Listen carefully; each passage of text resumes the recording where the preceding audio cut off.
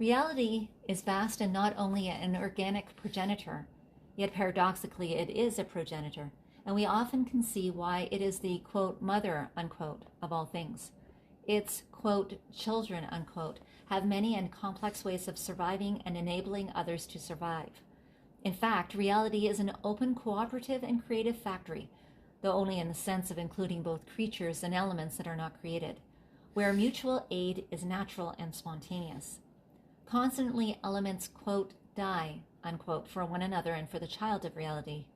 All of this and much more we see reflected in the nets of reality. A net of reality is a spawning ground for real elements that create or contribute to creative work. Nets shift and assume many different natures and functions. Margo presents one view of a net. The net spreads open and reveals countless web elements waiting to be and contribute. There is little we can predict about them since they are themselves of such a high number and so diverse, though they deceptively may seem alike, that we will never know which things we want to understand and which things we would prefer to let go.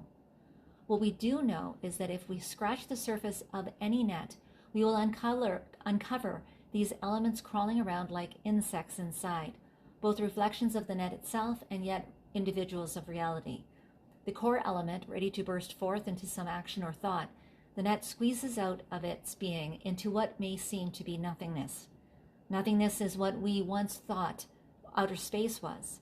Now we know that numerous particles and waves of energies are present that previously we could not detect or did not bother to measure. Nothingness, let us say, is in fact what we cannot measure with our senses or our instruments. But nothingness not only is real, but also is potent with the machinery and catalysts of reality. Nothingness surrounds and is integral to all of the entities. For a longer introduction to the entities, please visit johnclarksmith.com and click on Entities.